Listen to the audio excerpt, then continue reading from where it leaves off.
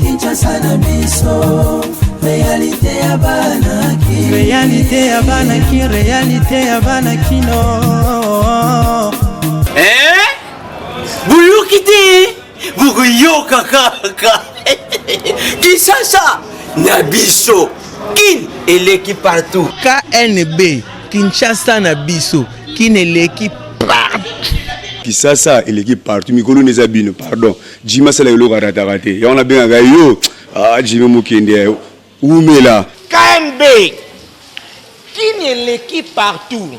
Rien à dire, toi on a terre envié, parce que kin eleki partout et l'osako liboso ambongo mosanto azate Céline Don Kardasha isongolo bisoubai bana kin ke bana jako zape so kuta nango KNB Telema qui chasse eleki partout Jimmy Mukendi Oumela KNB ko zape te so kuta nango check ovandi. Abonnez-vous sur notre chaîne YouTube Kinshasa na biso. Bon week-end na bandinyo, ce magazine KNB ozo continue toujours ko informer bino pe ko pesa bino ba vraie réalité avec la Kinshasa.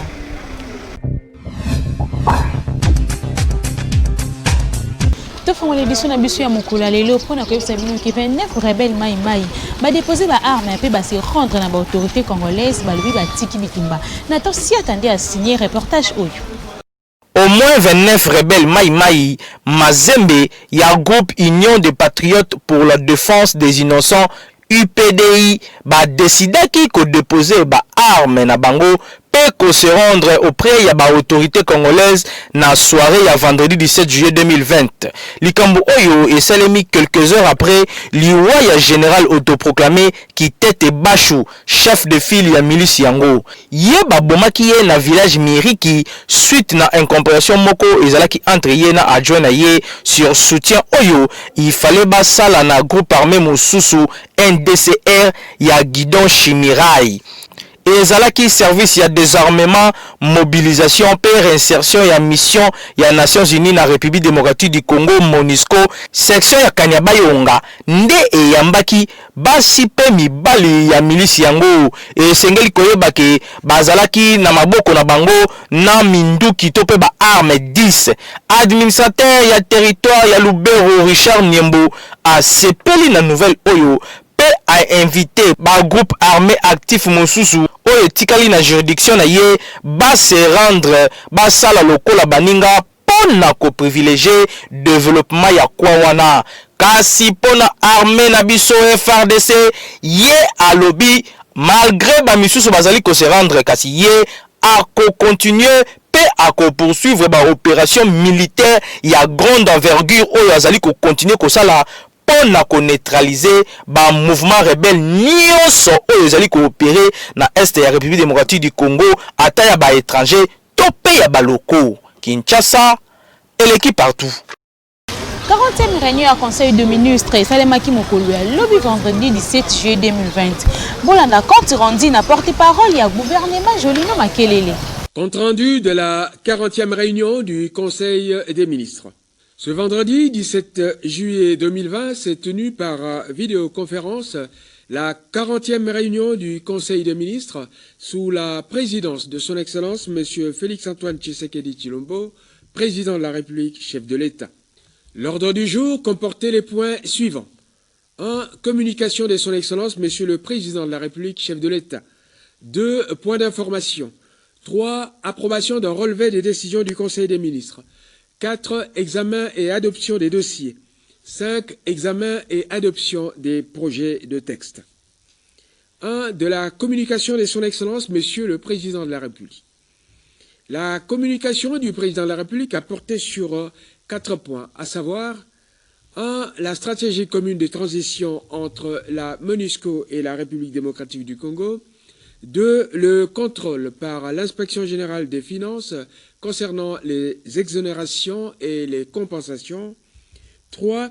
Les informations relatives à la visite du travail en République du Congo. 4. L'information sur le décès d'un grand sportif. de la stratégie commune de transition entre la MONUSCO et le gouvernement congolais. La résolution 2502 du Conseil de sécurité des Nations Unies du 19 décembre 2019 a renouvelé le mandat de la MONUSCO pour 1 an et a chargé la mission de contribuer à la protection des civils et à l'appui à la stabilisation et au renforcement des institutions de l'État ainsi qu'aux réformes clés en matière de gouvernance et de sécurité en République démocratique du Congo. La résolution a mis l'accent sur la nécessité d'une transition progressive et d'une sortie responsable de la MONUSCO en insistant sur le fait qu'une telle transition devrait se faire par un transfert progressif des tâches de la mission onusienne au gouvernement de la République démocratique du Congo en coordination avec l'équipe pays des Nations Unies et les autres parties prenantes et partenaires concernés. Le Conseil a par ailleurs demandé que la transition et cette sortie soient menées de manière à faciliter les progrès vers une paix et un développement durable et inclusif, à s'attaquer aux causes profondes des conflits et à réduire la menace que représentent les groupes armés nationaux et étrangers à un niveau susceptible d'être géré par les forces de sécurité de la République démocratique du Congo, en mettant particulièrement l'accent sur la réduction de cette menace pour les civils. Le président de la République a signalé qu'une réduction du niveau de déploiement et de la zone d'opération de la MONUSCO devra se faire en concentrant la présence militaire de la mission onusienne dans les régions les plus affectées par des niveaux d'insécurité élevés et persistants, tout en s'orientant vers une présence policière et civile des Nations Unies dans des régions plus stables avant de réduire les opérations de la MONUSCO dans ces zones. De la visite de travail auprès du président de la République du Congo. Pendant 2 jours, le chef de l'État a effectué une visite de travail à Brazzaville auprès de son homologue, le président Denis Sassou Nguesso. Au menu de leurs échanges, il a été question de la paix dans la sous-région, en particulier sur le conflit frontalier opposant la République démocratique du Congo à la Zambie. Les 2 chefs d'État ont échangé sur la situation humanitaire de nos compatriotes actuellement réfugiés au Congo-Brazzaville et qui doivent rentrer chez eux à Yumbi. Ils ont abordé les questions ayant trait aux relations bilatérales en mettant un accent particulier sur la sécurité et les échanges économiques entre les 2 Congos, et cela pour faire face aux nouveaux enjeux créés par la Covid-19. De la situation sécuritaire. Les forces loyalistes engagées dans la traque des différents groupes armés dans la partie nord-est du pays poursuivent leurs opérations de traque contre les miliciens Lendu Kodeko dans l'Ituri et ADF-MTM dans le Nord Kivu. Le vice-ministre de la Santé, complété en cela par le professeur Mouyembe, coordonnateur du secrétariat technique de la riposte contre la Covid-19, a donné les informations suivantes sur la nécessité de la levée de l'état d'urgence. Le principe de la levée progressive de l'état d'urgence trouve sa justification au regard des paramètres ci-après. Paramètres épidémiologiques, à travers la prise en compte de la nature désormais endémique de la Covid-19. Paramètres politiques, la difficulté d'une nouvelle prorogation de l'état d'urgence par le Parlement. Paramètres internationaux, la prise en compte de la reprise des activités dans le monde. Paramètres économiques, la nécessité de la relance des activités. Il y a lieu de relever également la nécessité de faire accompagner la levée de l'état d'urgence des dispositifs contraignants et coercitifs afin de faire observer les gestes barrières et sanitaires appropriés, en particulier le port obligatoire des masques. Le chef de l'État devait s'adresser à la nation incessamment en vue d'annoncer les décisions en rapport avec l'état d'urgence. Commencé à 13h55, la réunion s'est terminée vers 20h12. Je vous remercie. Président de la République Félix Tshisekedi a signé quelques ordonnances portant nomination ya officiers généraux et armée.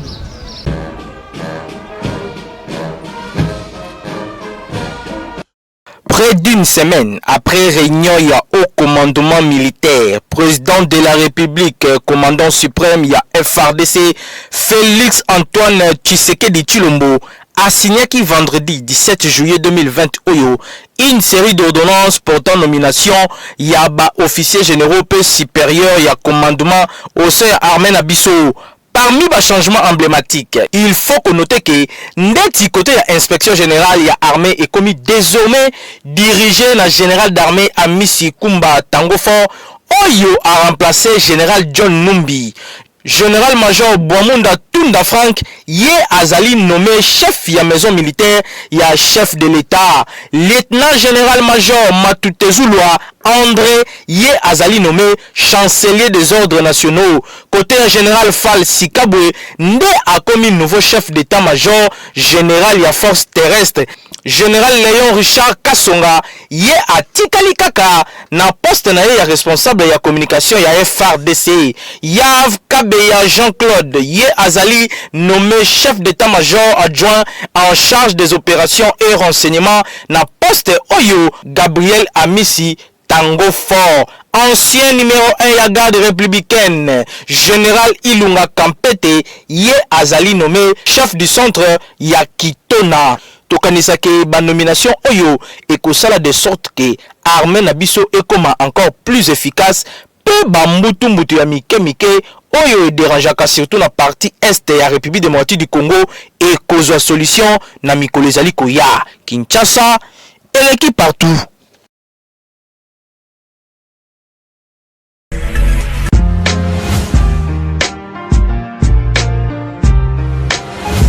Entreprises, institutions publiques et privées, ONG, partis politiques, commerçants, sachez que la communication constitue le socle de l'émergence de vos activités, produits, services et marques. La communication ne s'improvise pas, mais les méthodes et les stratégies de la communication s'apprennent. La Mouture ASBL organise la session de formation spécialisée en communication des organisations en 2 mois. Premier niveau, communication 360 degrés, les relations publiques et relations presse. Deuxième niveau, marketing marchand, marketing politique, conception publicitaire et gestion d'agence conseil en communication. Venez apprendre les méthodes pratiques de la gestion de votre organisation avec les formateurs hautement qualifiés et expérimentés. Tolingi toyeba eske mobali oyo atanga te aza na droit ya kobala mwasi oyo atanga mingi. Reportage ya Hervé Zaka na Myriam Bakana. Lelo tomonaka un peu partout, surtout mingi na Kinshasa, basi oyo batanga mingi batonda na ba diplôme belé ya graduat, licence ya doctorat, balingaka vraiment te kobalana na mobali oyo atanga te pona misusu. Différence e kozala makasi na langage na bango, mwasi akozala na complexe de supériorité, na ngambu na epe mobali akosouffrir na complexe d'infériorité. Kasi bakinois bapesi ba vie na bango na sujet oyo. Mwasi oyo atangi no ya tangite différence à la voisine ce que quand c'est le bolingo oh le long de tourner au monde et ça regarde comme mbongwa au moins moi si vous s'attendez na ye asisa bo azala bouloté ngai nazana na tanga na ngate nazala la na on tsama pambola ngai so yo moment on a logique makara kwa idéologie mbongo na ngai et comme c'est comme niveau ya kotanga te et comme niveau so ya mbongo tozoma o mingi bati bisoma otalega boya ndeni sewa lela yo te sabwa tona ba bote ba nini ezala likamwa mbongo mte kataka makam esama kana ngo so tabe bien on a bien ezala bati mususu penda basi mususu azala ministre o magaka mobala atelama na bote le musicien alandele ka nini po kaka idéologie kaka ya bolingo ya yemba tilaka yetinda magaka balingana ezala likamwa bolingo ça n'empêche pas asaka na droit ko bala po eza cadre ya bolingo eza par exemple lokola mobali atanga mingi aye ko bala mwasi atanga te eza ka ndenge moko bako balana na bango eza teke lokola mwasi atanga mingi nga mobali natikela ye makambu nyonso po atanga mingi aza ministre non donc il faut que ngai quelque part na sala na nga na niveau na nga mais moi si quand même soki azomona o yanga ata yaye eza munene koleka yanga ça ne dérange pas akopesa nga ka respect lokola naza mobali na ye mpona ngai nalobi yango mpena vérité aza na chance ya kobala mwasi oyo atangi mingi bolingo ekipaka te mobali oyo atangi mingi te wana alingi kokutana na mwasi oyo aza na badiplome ebele d'abord alongola complexe ntango amonaki mwa aza na besoin alinga mwasi oyo aza na badiplome ebele atanga mingi alongola d'abord complexe soki alongoli complexe alors akofronte mwasi ya ndenge wana mais conseil ningi koloba ke otanga kaka mingi te na vie ya mutu fo kotanga mpona koprépare avenir na yo mais mpona likambo etali bolingo ezokipe te badiplome ezokipe te parce que so totali jeune musicien awuti koyemba ngo bina file nzembo moko awuti kosala nga nazo apprécie yango etant que chrétien etant que serviteur de Dieu n'apprécie nzembo ya yemba apesi mpe conseil alors na mobali atangi mingi taka aza na complexe aza complexe te mpona kolinga mwasi atangi mingi po tozomona yango mpe bato batangi mingi mobali aza na badiplome ebele mwasi mpe aza na badiplome ebele tozomona mpe bolingo mpe ezosimba te voilà oyo nga comme conseil nakoki kopesa me ningi koloba te ke mobali atanga te non na vie fo mobali atanga mpona koprépare avenir na ye.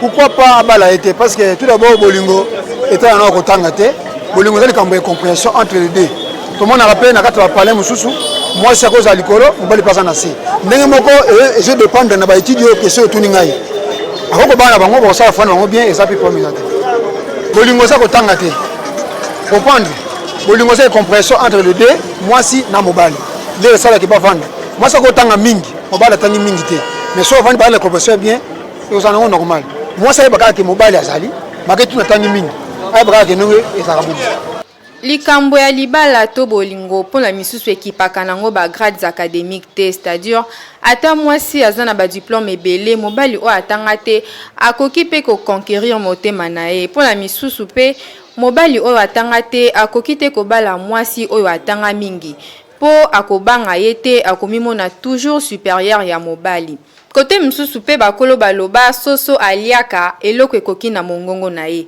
Mais nyonso ezo dépendre kaka na mitema ya batu mibale. Kinshasa eleki partout.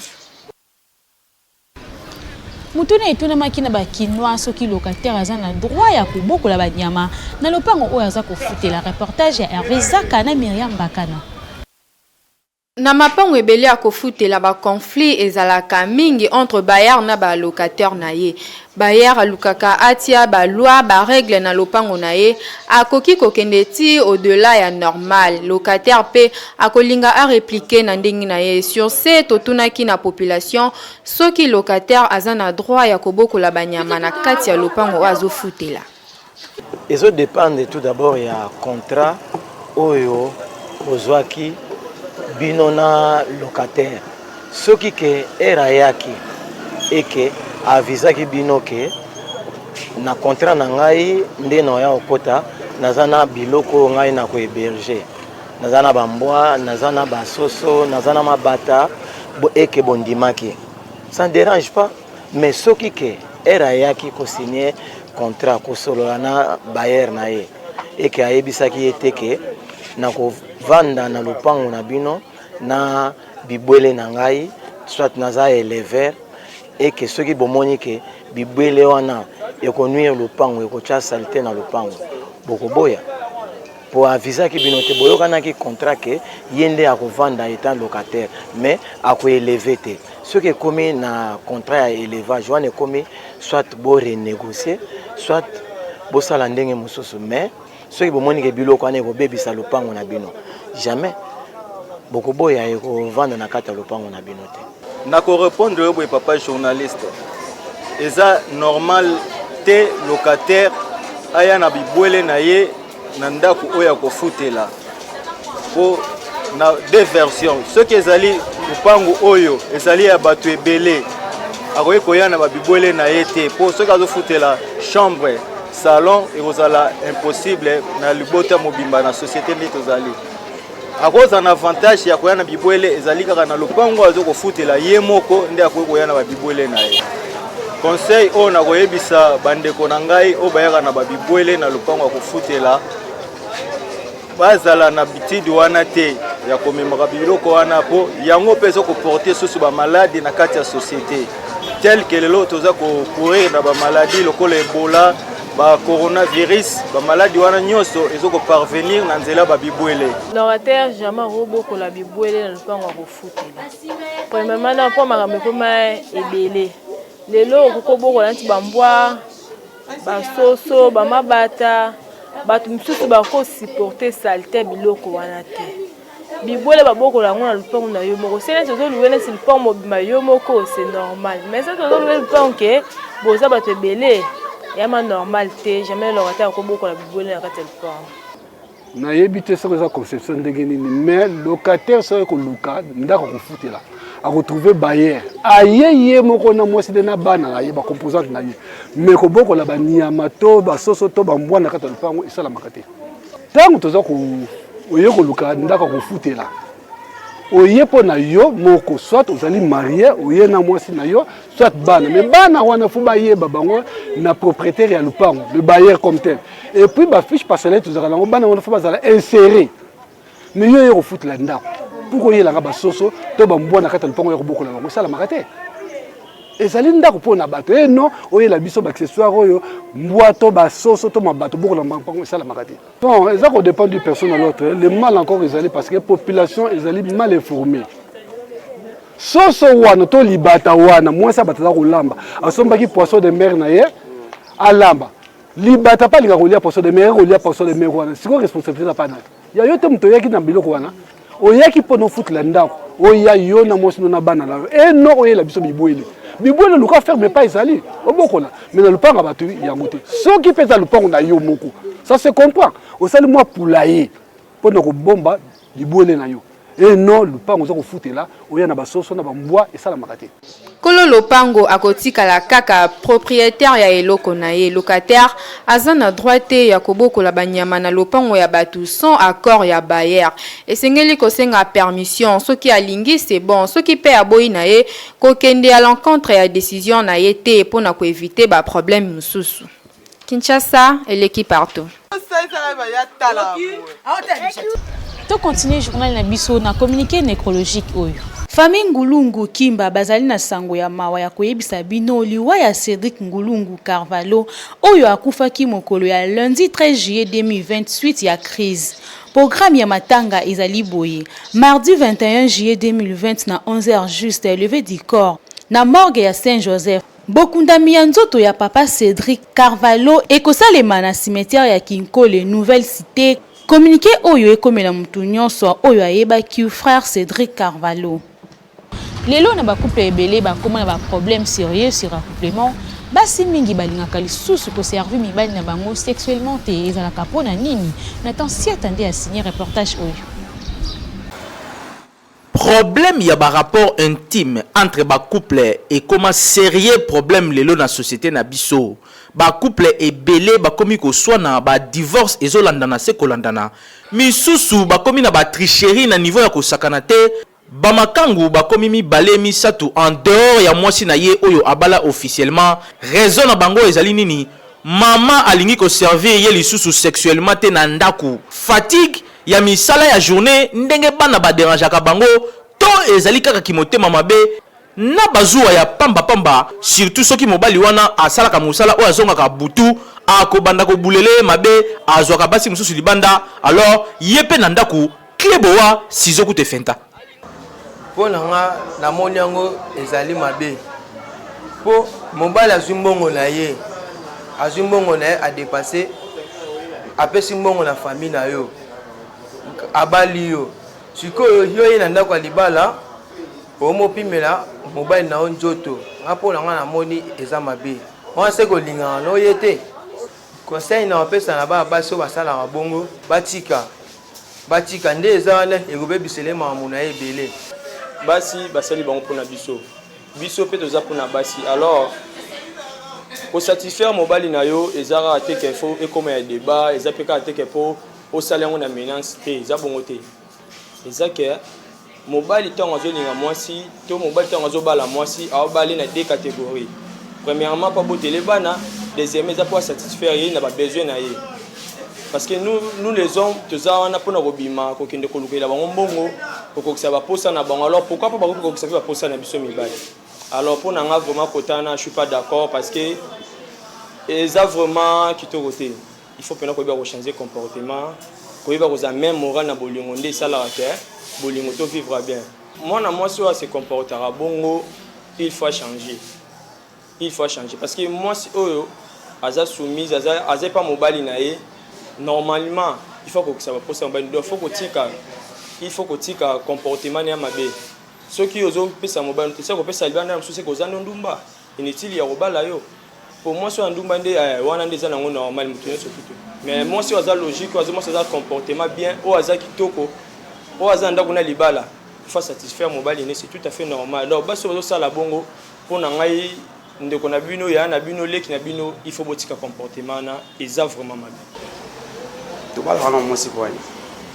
Premièrement, tu vas la moi c'est quoi? Intérêt de son bala la moi c'est ça non sexe. Après ban. Que l'eau quoi le bosso premièrement c'est non sexe. Alors moi si on bala bali na mbongo.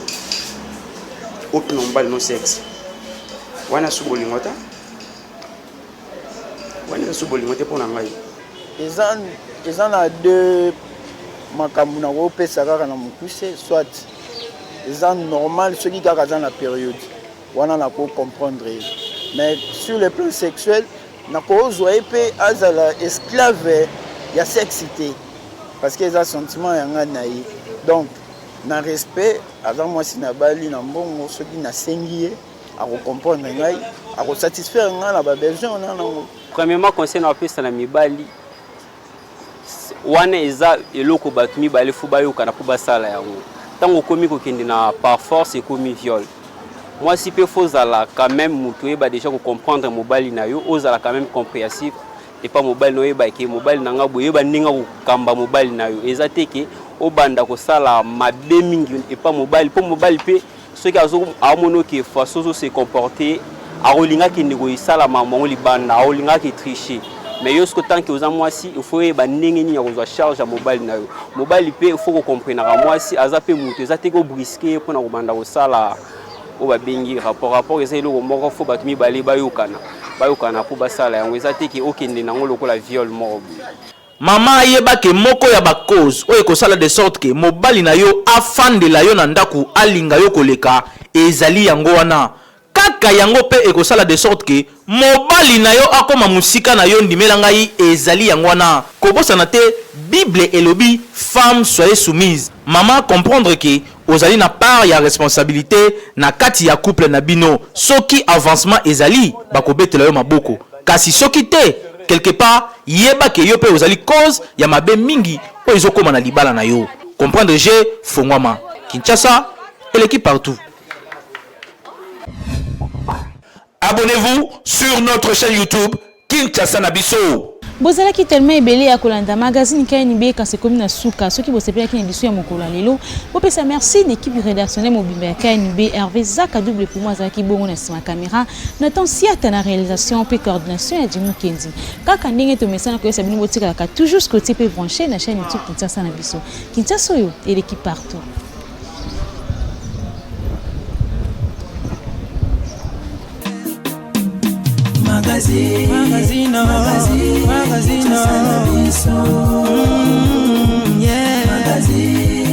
Magazine Kinshasa Nabiso réalité ya bana ki réalité ya bana kino